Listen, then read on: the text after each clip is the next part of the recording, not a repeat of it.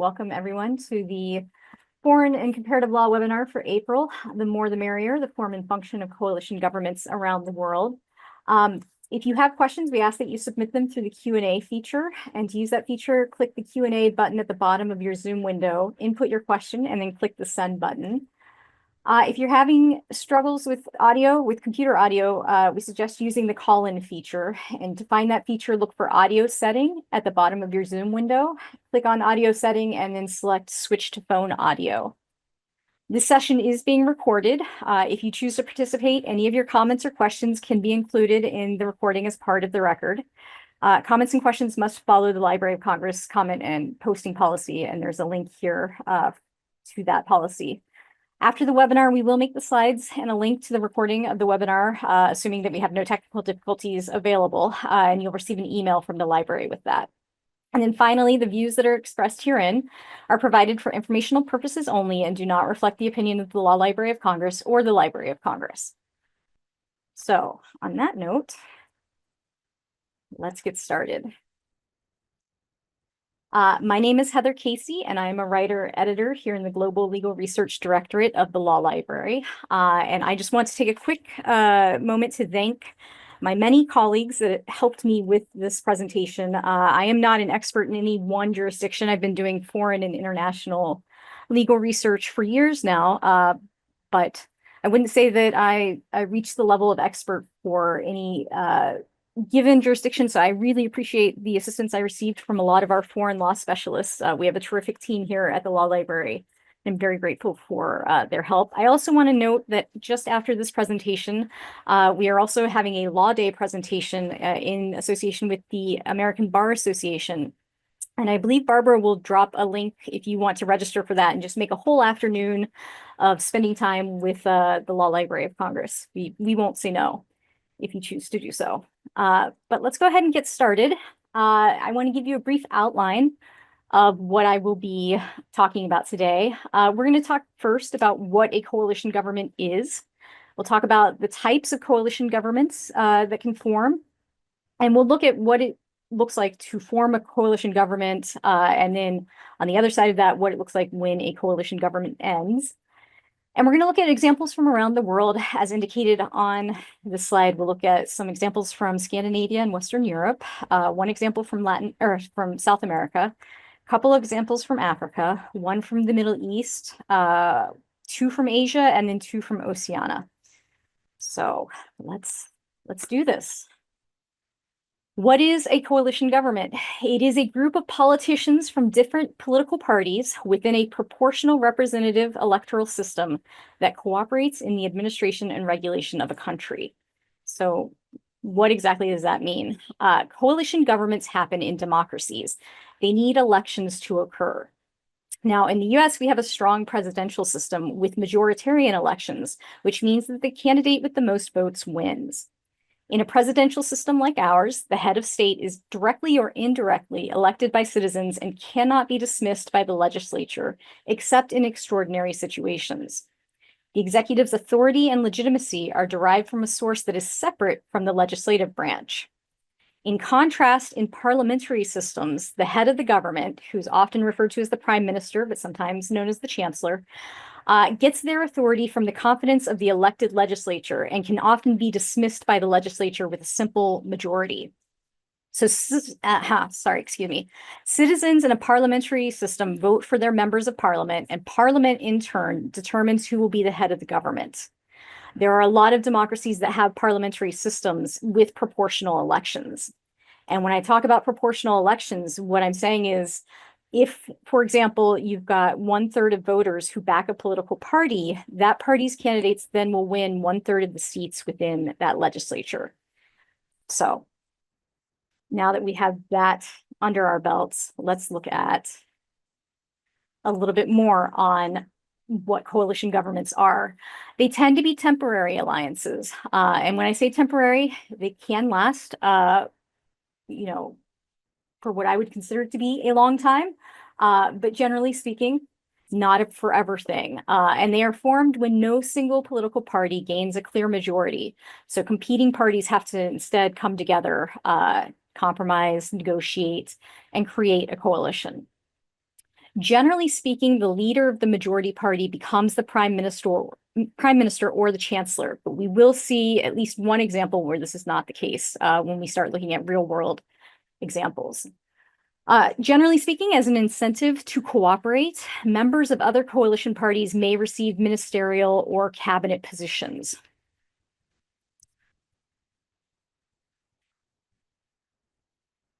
So the reasons for forming coalition governments. For one thing, power. Generally speaking, political parties would rather have some power than no power. Likewise, coalitions can occur in situations where you have a historical past of authoritarian regimes. Coalitions encourage diffusion of decision-making and influence. So that can be something that's appealing when a country is perhaps ending one regime and looking to another one. Coalitions also form in times of national crisis. And I've listed two examples here, war and economic depression. But national crises can look different depending on the situation. And we will look at a couple of examples later on that are not necessarily war or depression. When you have a national crisis, though, a coalition can give the government the appearance of more stability, unity, or political legitimacy. I want to look a little bit at the advantages and disadvantages of coalition governments. So I'll start with the advantages. They do provide a wider range of representation. So rather than one party maybe winning it all, you have multiple parties, and those parties, because there are more than one or two of them, may have specific things they focus on, environmental concerns, immigration policies, et cetera. When you have a coalition government, oftentimes you're increasing the negotiation and consensus that is happening within the government. And also, coalition governments tend to encourage conflict resolution via compromise. So those are all advantages, but let's look at disadvantages.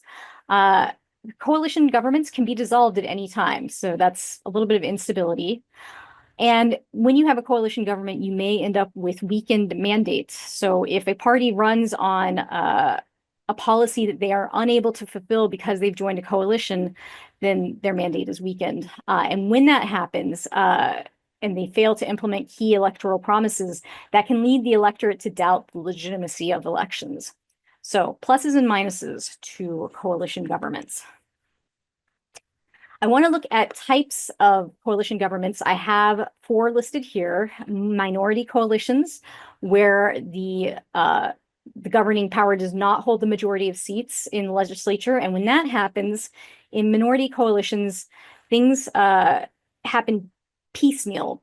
For every issue that gets brought to the legislature, a minority government has to form a majority for that issue to continue to go forward. So any bill that's brought forth, minority governments are consistently having to build majorities based on those issues. Simple majority coalitions hold at least a majority of the seats in the legislature. Surplus majority coalitions control more than the absolute majority of seats in the legislature. And then we have grand coalitions, and these are large coalitions typically formed during crises, and they will include major parties that would normally be in opposition to one another. Most scholars suggest that coalitions should be made up no more than the minimum number of parties needed to secure a majority of votes in the legislature. Now, this is all well and good, and in a lot of the literature I read to prepare for this presentation, surplus majority coalitions were repeatedly held to be the ideal type of coalition government, with simple majority coalitions discussed as the next most agreeable option. Both minority and grand coalitions were discussed as less desirable and more temporary alternatives. And again, there was just this universal agreement that you should keep coalition parties as small as possible, as few parties as necessary to secure the majority. However, as is often the case, there's a big difference between theory and practice, and we're going to look at several examples of jurisdictions that turn these notions on their heads. It's good to remember that no two governments will behave the same, and that the slides to this point are outlining the theory of coalition governments. And then when we look at the real world examples, we're going to see how that theory can be bent or stretched. So in terms of the formation of a coalition government, you start with negotiation between 2 or more parties. Every party comes to the table and says, what can we do so that we're involved? Through those negotiations, which can take a while, depending, you will eventually come up with an agreement, and the parties will agree, sign the agreement, etc. And then a vote of confidence will be held in the legislature, and provided that the vote of confidence passes, then the government is formed. And at that point, the government functions, passes laws, does all the things that a government does. And then the other end of things is collapse. And there are two different things that can happen upon the collapse of a government. For one, a government can collapse due to a vote of no confidence. And if there's a vote of no confidence, you can have snap elections, which would then lead to formation of a new majority coalition. Or you cannot have snap elections, and you can have the government try to continue as a minority government. So those are kind of the ways that governments form and then end. And I think it's good to look at coalitions rather than looking at them as a linear construct with government collapse as the end of the line. It's better to look at them as cyclical. And I actually took this illustration from one of the books I was reading about coalition governments. A specific coalition may end, but for governments that are using coalition to govern, this just means it's time to move to the next part of the cycle, to the election part of the cycle. So it's not that governments are just always ending and it's Panic in the Disco all the time. There is a cycle to things, a lifeline, so to speak.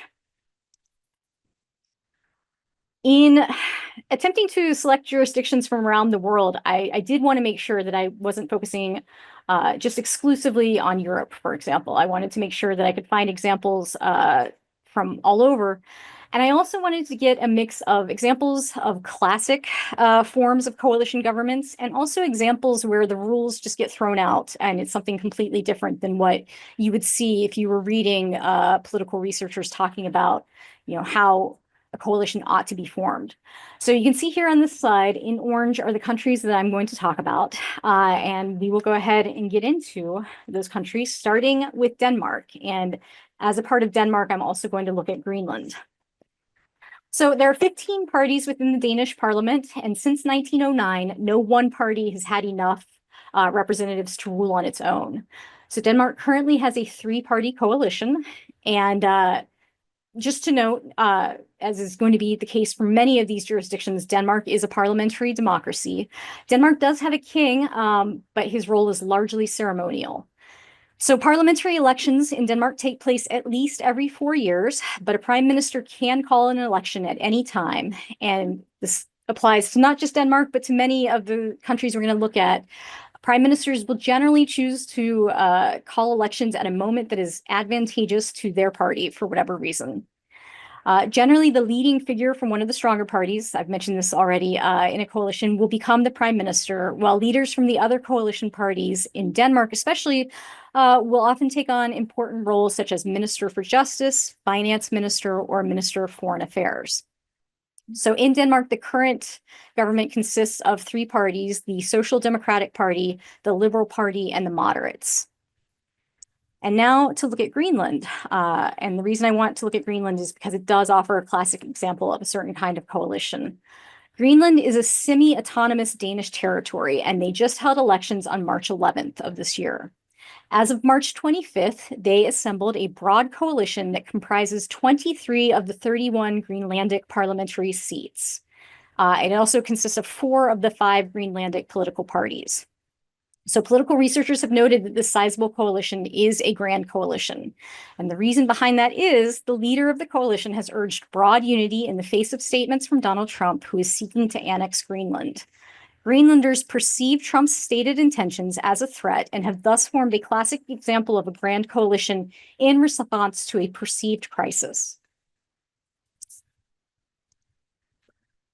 And now we're going to look at Norway. So in January of this year, Norway had a minority coalition consisting of 2 parties, and that coalition collapsed over adoption of EU energy directives. The Labour Party and the Centre Party were the previous coalition. The Centre Party is Eurosceptic, and they withdrew from the coalition because they rejected the adoption of the EU energy directives. So that now leaves the Labour Party as an even smaller minority government until elections in September. And Norway does not allow for snap elections. So they will function until then as a minority government, as a smaller version. And this is the first time in 25 years that the Labour Party has governed on its own. Now, Norway is not a member of the EU, but it is a member of the European Economic Area. So it is required to adopt EU laws unless it invokes a right of reservation. And so that's where the conflict hinged, because the Centre Party had concerns about the erosion of Norwegian autonomy if the EU directives were adopted. One thing I want to note while we're talking about Norway, and this applies more broadly to the Nordic jurisdictions, which include Denmark, Norway, Sweden, Finland, and Iceland. Each of these jurisdictions function under something called negative parliamentarism. I'm never going to get that word right, but I hope you understood what I'm saying. And that means that a majority of parliament is not required to actively support the government. Rather, it merely has to not actively oppose the government. So basically, a majority of parliament needs to tolerate whichever government is in power. And minority governments are common in the Nordic region. So again, this is kind of in contrast to what the literature would say, which is that you want to avoid minority governments. In the Nordic region, they happen often and they function. So looking to one more of the Nordic countries, we're going to look to Sweden. So Sweden has a three-party coalition, but they have an agreement with a fourth party that supports them in parliament in exchange for a tougher immigration party or policy. And there's been a little bit of scandal with the fourth party, so I'm going to talk about that. Just to lay out the current coalition in Sweden, it consists of the Moderate Party, the Christian Democrats, and the Liberal Party. And the fourth kind of silent partner is the Sweden Democrats. They are a far-right party. And they are the second largest party in parliament. So the agreement provides that the Sweden Democrats will support the coalition in exchange for tougher immigration laws. And it goes even further, the agreement, it mentions focusing on 6 collaborative projects between these 4 parties. And those 6 projects are growth and household finances, crime, migration and integration, climate and energy, health and medical care, and schools. So within those 6 projects, the government drafts and carries out political reforms, and the Sweden Democrats support those. And the parties have agreed to cooperate on issues such as culture and democracy. So this agreement shows that there's some flexibility in terms of coalition agreements. They don't necessarily just have to involve the members of the coalition. You can have agreements with parties who will remain outside of the coalition, but are willing to offer support in exchange for support for their policies that they care about. Let's talk a little bit about the scandal that arose with the Sweden Democrats. In May of 2024, it was alleged that the Sweden Democrats were using a troll farm to spread misinformation on social media. And part of that information was favorable to the views of the Sweden Democrats, but it was at the expense of their coalition allies. So there was discussion as to whether or not that agreement with the Sweden Democrats would end, but the Prime Minister declined to dissolve that agreement, and so they are still working with the Sweden Democrats. One thing of interest here is that the Sweden Democrats have gone from persona non grata to a party that's relied on for silent support. And there's reason to believe that even within perhaps as soon as the next 2 election cycles, we may see the Sweden Democrats join the government outright. And so rather than being a silent partner, they would be fully participating in a coalition. And that's something that we're going to see again repeated, where parties that may have at one point been on the fringe are coming into prominence because of their willingness to work with other parties. And again, a lot of this is focused on the compromise aspect. What can I get from the deal? What can you get from the deal? We're going to look at Germany now.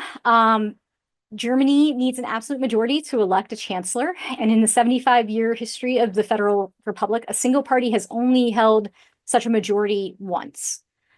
So normally there are 2 or 3 parties that form a coalition based on a shared legislative agenda. And Germany is actually a really good example of that adage that you want your coalition to be as small as possible, as few parties as possible. There are parties like the CDU who will not form coalitions with parties that are on the far right or the far left. So that can be an issue. And late last year, Chancellor Olaf Scholz dismissed his finance minister over escalating tensions regarding the federal budget for 2025. And that dissolved the previous coalition, which had been between the Social Democratic Party, the Green Party, and the Free Democratic Party. One researcher, when I was reading about this, noted that these three parties seem to operate as, and I'm going to quote him here, three distinct two-way coalitions: the SDP and the FDP, SPD and the FDP teamed up on economic issues. The SPD and the Greens worked together on social policies, and then the Greens and the FDP joined forces on civil rights concerns, such as the legislation of cannabis and data protection. So you basically had kind of a third wheel situation, and different parties would take turns being that third wheel, but there was very rarely consensus among all three parties. And once all three parties reached an impasse regarding the budget, Scholz then presented a vote of confidence to the parliament, and that led to a vote of no confidence that then triggered snap elections, which occurred in February of 2025. Now, there is in Germany an alternative to snap elections. The chancellor can forego the vote of confidence, and he can attempt to form a minority government. And when that happens, then again, as I've mentioned, the minority government must assemble issue-based majorities for each legislative proposal brought before parliament. In terms of the dispute in Germany over the federal budget, something that I wanted to highlight, because this is different from what we see here in the US, German law does provide a solution to avoid a government shutdown should the budget be delayed. Article 111 of the Basic Law allows for provisional budget management so that major disruptions, especially with regards to social services, can be avoided while the budget is negotiated.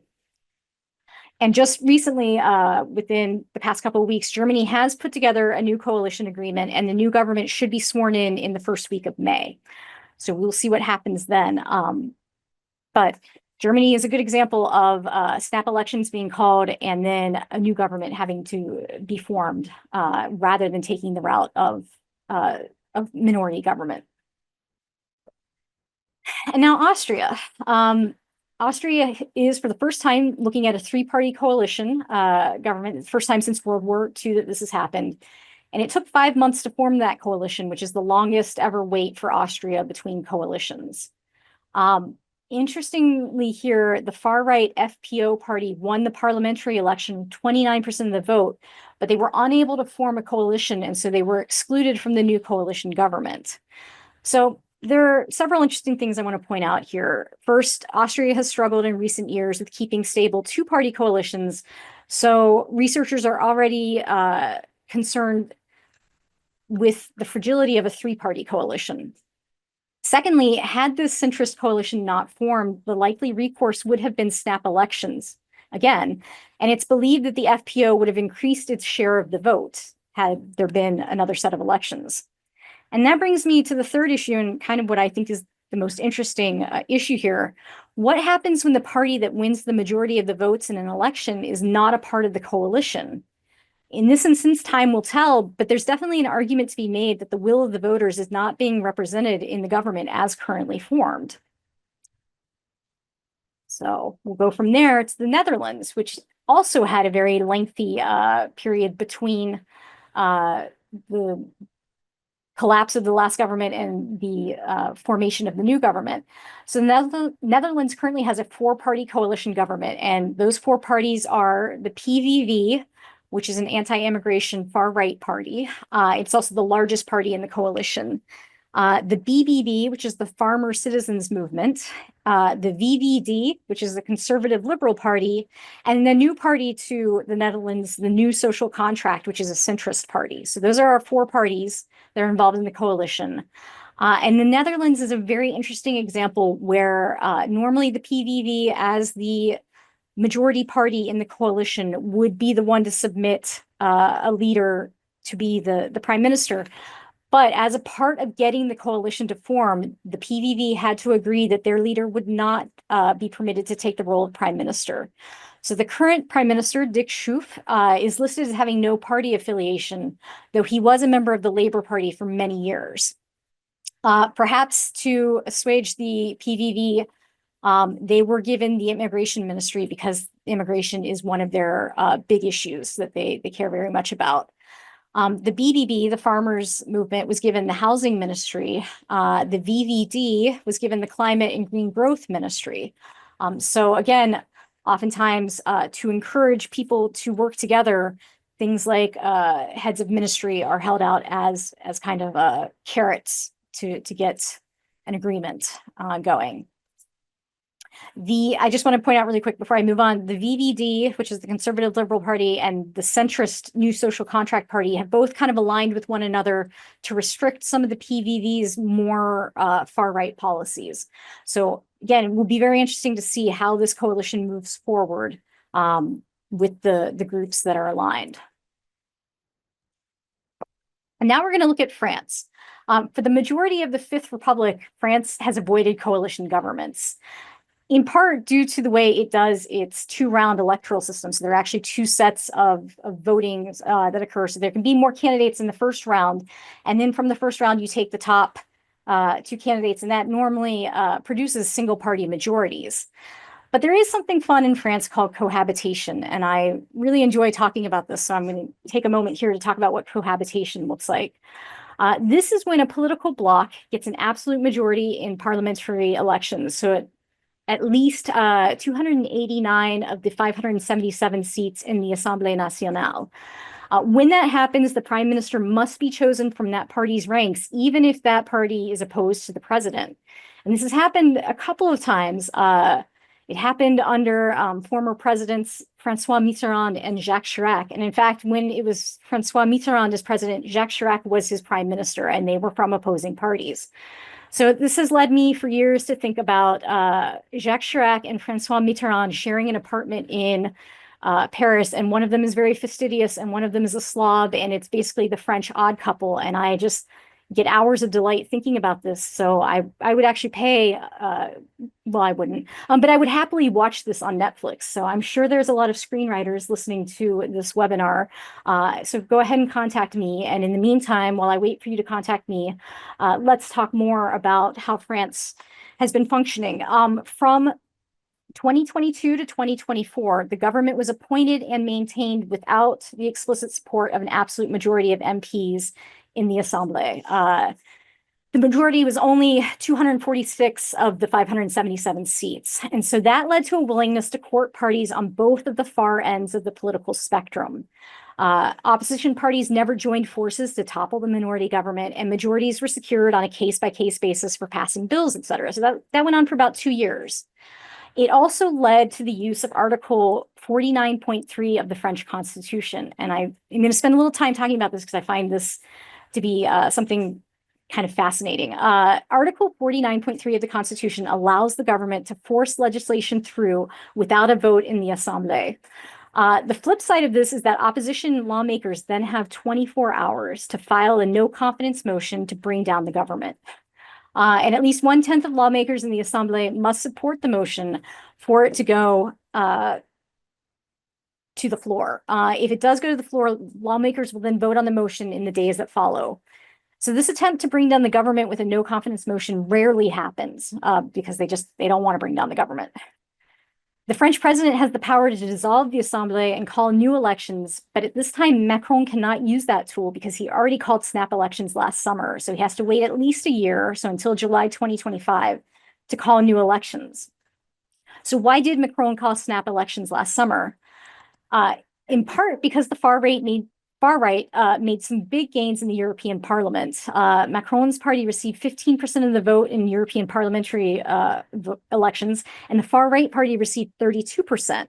So he hoped that by calling snap elections, he would muster stronger support for his remaining time as president.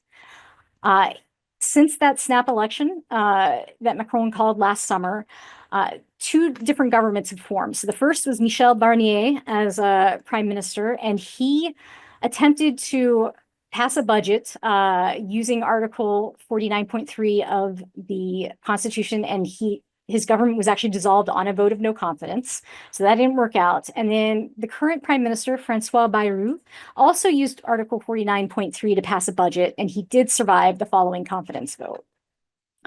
So that's a little bit about how things are going in France. And again, this is kind of uncharted territory for France to be looking at a coalition government, but We'll see how that goes.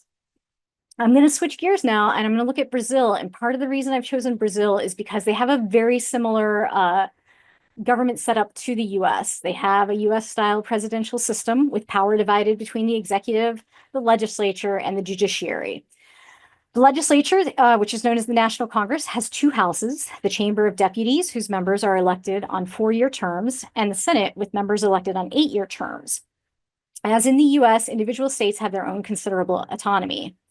One thing that's interesting about Brazil is that they do use the two-round system that we just talked about with France for their presidents, for presidential elections. There are 24 different political parties in the Brazilian Congress. And what ends up happening, because there's this two-round system, is that presidential candidates in that second round tend to align themselves with perhaps some of the more powerful parties in Congress that they are looking at, that they assume will form coalitions so that they are able to align themselves with those coalitions. So one thing that happens in Brazil is that even the largest traditional parties tend to be a bit amorphous.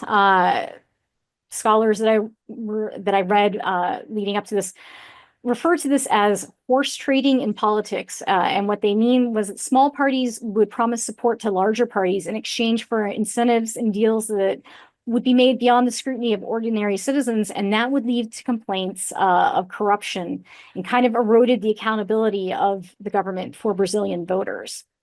However, the emphasis on coalitions in Brazil does help restrict the worst excesses of political power. Presidents are elected every 4 years, again, using that two-round system. And because they're aligning themselves with the coalitions that they see in Congress, it kind of limits maybe how much they're able to get done because they have to work with those coalitions. So that's Brazil. And now we're going to switch to Africa, and we're going to look at Kenya. Kenya is really fascinating to me. There are a lot of political parties in Kenya. In November of 2007, there were 160 different political parties registered. That number has declined since then, but there are a lot of political parties, and what they do is they end up falling under the umbrella of two major alliances. So for all intents and purposes, Kenya is a coalition government that's actually a two-party system because the two main alliances have gathered the various political parties under their umbrellas.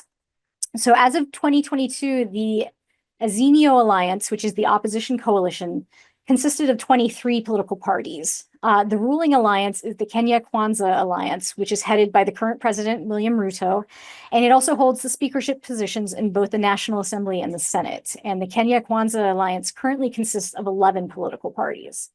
So very interesting that it's almost come completely full circle in that it's a coalition government, but it is operating as a two-party system. And we'll see that again in later examples. South Africa. So 30 years ago, 31 years ago now, in 1994, the African National Congress, or the ANC, formed a coalition from a position of strength. They overwhelmingly won the 1994 elections, and this was at the end of apartheid South Africa. They didn't need to form a coalition, but they did because they wanted to send a message of unity to the country. So they formed a coalition with parties that had formerly been in charge during apartheid South Africa. This time, the ANC lost its political majority in elections that were held in May of 2024. And so they are forming a coalition government, but it's from a position of political necessity rather than a position of strength. That first coalition that was formed in 1994 was known as a government of national unity. And once again, that's what the ANC is referring to their new coalition as, a government of national unity. And I'll touch on why that matters in a second. But you'll notice here 9 other parties are a part of this coalition. So this is a big group. Of those 9 parties, I want to highlight 2. One is the Democratic Alliance, which is a white-led party that grew out of a union of groups that opposed white minority rule, but also took in the remnants of the apartheid ruling party, the National Party. And so that generated some controversy with some of the groups that may have joined the coalition in 2024, but chose not to because they didn't want to work with the DA. And then there's the IFP, which is the Zulu Nationalist Party. So in a lot of the reading I've done on South Africa up to this point, a lot of researchers are referring to this as a grand coalition, and they cite to the fact that the parties that came in third and fourth in the election were not included in the coalition. Even though their policies may seem to align more with the ANC, one of the parties rejected working with the DA, and the other party rejected the Constitution, which just kind of barred it from joining any coalition. So another thing that I saw pointed out in my readings was that the ANC is being politically savvy right now, forming this grand coalition for two reasons. First, they're referring to that coalition as the Government of National Unity, and they're doing that to harken back to 1994 and the ANC's victory in those elections. The ANC realizes it's in a precarious position, and it's doing what it can to remind voters that they are a party that has held power for over 30 years now. Secondly, by forming that large coalition, the ANC is keeping itself from being bound to one or two parties and the demands of one or two parties. So the ANC can almost function as a minority government seeking consensus on an issue by issue basis without being obligated to compromise too much with any one group. And we've seen that thus far, tensions between the DA and the ANC over the budget were reported to be high. And the ANC was able to use alliances with other political parties to pass a budget without the DA's support. However, just within the past week or so, polls have indicated that the DA has more voter support than the ANC. And researchers that I was looking at actually said this is favorable because it may ensure that the coalition stays together because the ANC needs the DA to maintain power. So again, another fascinating situation where we have to wait and see how this is going to progress. But that is the current situation in South Africa. And now we're going to move to one of the situations that this was perhaps to me one of the more fascinating examples of a coalition government in Lebanon. And what Lebanon has is a religious coalition. So it's a democracy and it has a focus on religious affiliation, and the president is always a Maronite Christian. The prime minister is always a Sunni Muslim, and the speaker of parliament is always a Shia Muslim. The president is elected by parliament and appoints the prime minister in consultation with parliament. I haven't seen anything like this in any of the other jurisdictions that I looked at. Lebanon also uniquely forms a grand coalition as a permanent choice. And part of that is because they are a consociational democracy. And what that means is they are a democracy with deep divisions, and those divisions can be along ethnic, or in this case, religious or linguistic lines. And it's kept stable due to consultation among the leaders of those divisions. So in this case, amongst the religious leaders. So they use that grand coalition style government permanently to ensure political stability while preserving the plurality and diversity of their society. I will say that since 2005, the formation of Lebanese Council of Ministers has been increasingly more difficult, and the coalitions that have formed have been less stable. However, they are still forming coalitions. So again, another situation where we will see what that looks like in the future. But that is Lebanon. And now we're going to look at India. Narendra Modi is serving his third term as prime minister, but this time he had to form a coalition because his party lost seats in the lower house of parliament, the Lok Sabha. His party is the Bharatiya Janata Party, or the BJP, and they lost 63 seats, falling 32 short of a majority. The losses for his party were due to local factors rather than a single national issue. So some of those local factors included voters' perceptions of the BJP as arrogant, or its failure to address rising unemployment and inflation. For some voters, they were upset by the anti-Muslim rhetoric, and there was concern among the low-caste Dalit voters about the BJP's perceived intention to roll back affirmative action policies. Now, the BJP was able to keep, or Modi was able to keep a lot of his top ministers, so that signals some stability and continuity from the previous government. But because the BJP now has to rely on coalition partners, there are going to be changes to its domestic policy, or it's likely that there will be changes to the domestic policy. Both of the partner parties, the BJP is working with, they both have Muslim voters backing them. And so that means things like Modi's initiative to create a uniform civil code, which would constrain Muslim practices related to marriage, divorce, and other personal matters, is likely to be deferred for the time being. Okay, and so in Japan, there has been a shift from a conservative coalition of the Liberal Democratic Party and Komeito to the largest opposition party, which is the Constitutional Democratic Party of Japan. So in October of 2024, Japan held elections for its parliament, which is known as the Daito. And the ruling coalition of the LDP and the Komeito, they both lost seats. The LDP went from 247 seats in the lower house to 190 seats. And the Komeito went from 32 seats to 24. And additionally, the Komeito's newly elected leader lost his seat. In contrast, the CDPJ, gained 50 more seats, bringing it to 148 seats. Now, what they could have done, the LDP and the Komeito, they could have attempted to form a majority government. And if they wanted to do that, they were not that far away from gaining a simple majority of seats. They had 215 seats and they needed to get to 233. But ideally, they would have wanted to look at a surplus majority, and that would have been looking for enough partners to give them 261 seats. And that would have allowed them to control the legislative agenda in the lower house. And that stable majority also would have given them control over committee chairmanships and agenda setting for upcoming legislation. And there were possible partners that they could work with, but as of now, they are maintaining a minority government. They did find support from other parties to help pass the budget in February. So again, minority government that's going to have to look at each different initiative they want to pass and cobble together majorities based on the issues before them. So now we're going to turn to Australia. Australia is about to hold federal elections on May 3rd of this year. Australia is an interesting case because they may return. They are not currently a coalition government. Labor has been ruling or governing since 2022.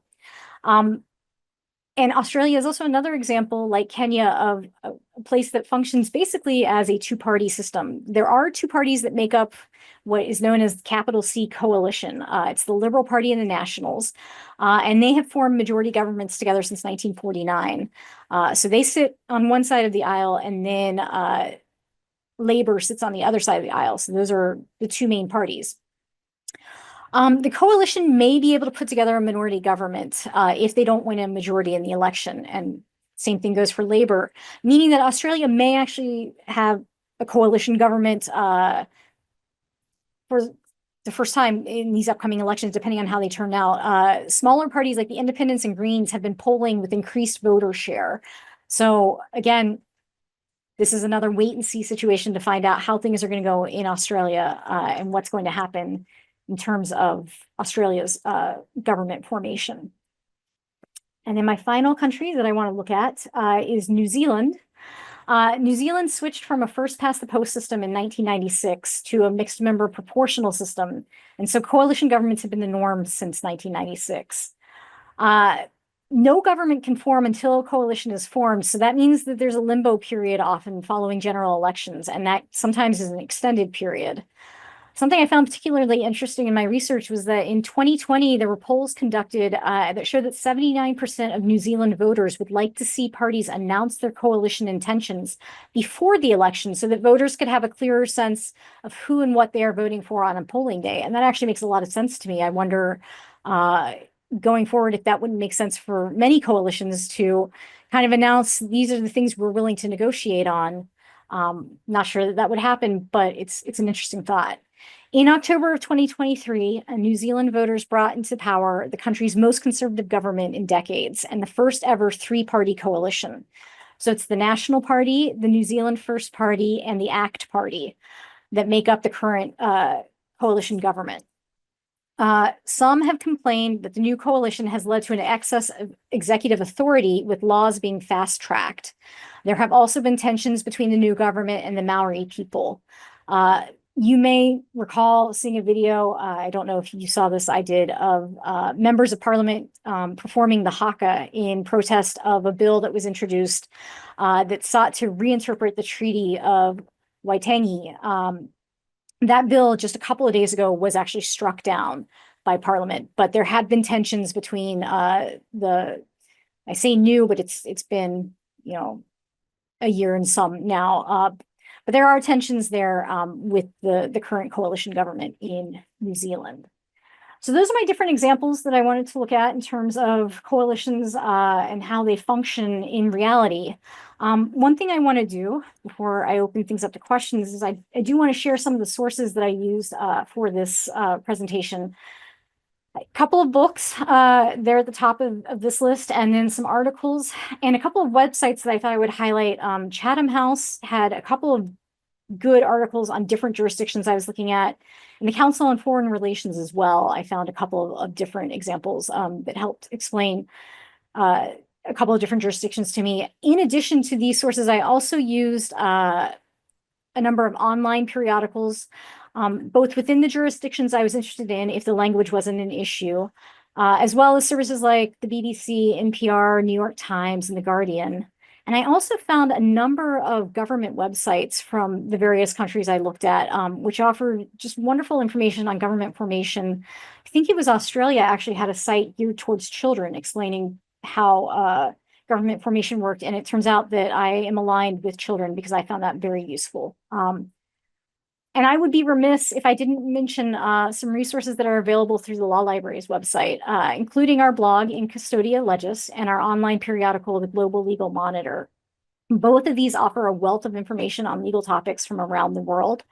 And I've noticed, or I've posted here some, but not all of the posts that I found useful as I was looking. And you might notice that there are a couple of jurisdictions I've listed here that I didn't actually end up addressing in this presentation. I really took a broad view as I was researching this. And so there were jurisdictions that I researched, and then for whatever reason, I felt like I had to cut off how much I was going to discuss. But there is really just so much information out there that's freely available on coalition governments. And I hope that the examples I'm sharing here will be useful to you if you are seeking additional information after this presentation. And with that, I want to open things up to questions. So let me take a look here at the Q&A.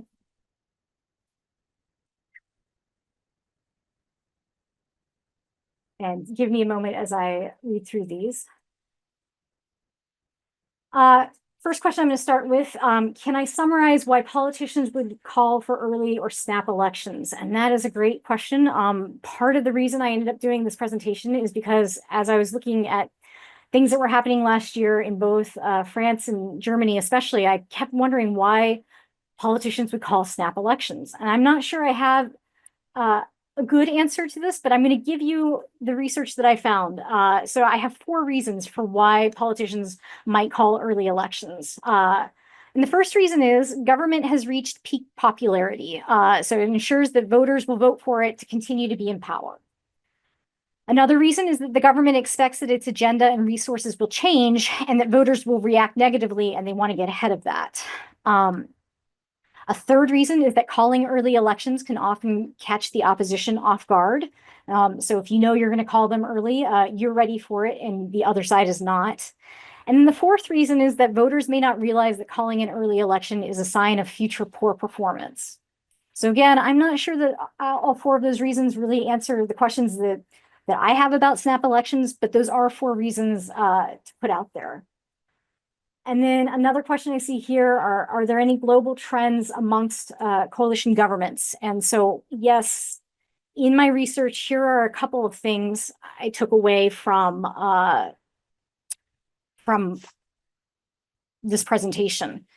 For one thing, in general, it's taking longer for coalitions to form and they're more fragile.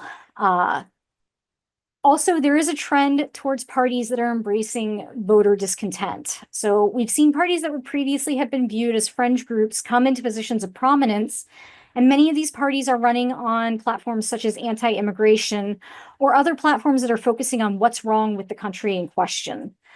One thing that is interesting to note about this is that the parties do well initially, but then as they have a chance to be a part of the government, they're losing voters in subsequent elections.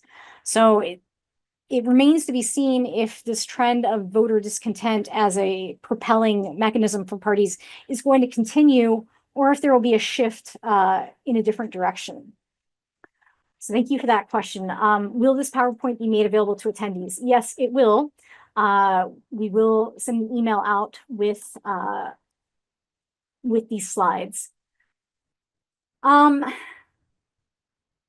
did not talk about minimal requirements to get seats in Parliament. It varies from jurisdiction to jurisdiction. And one thing I would note, since we're on this slide right here, if you have questions about a specific jurisdiction and you want a more detailed response, because again, I covered a lot of jurisdictions in a short amount of time, please use our Ask a Librarian function, and we would be happy to go into more in-depth analysis of the jurisdictions that you're interested in.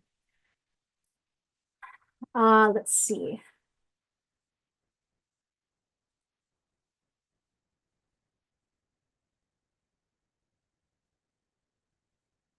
I think that actually wraps it up for me for questions.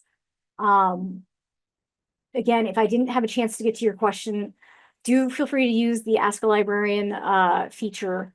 And I will allow this to end a few minutes early. For those of you that are interested in attending Law Day, you now have time to register for that. And I believe that was put in the chat, the link for that. I want to thank you all for attending today, and I hope you have a great rest of your day. Thanks so much.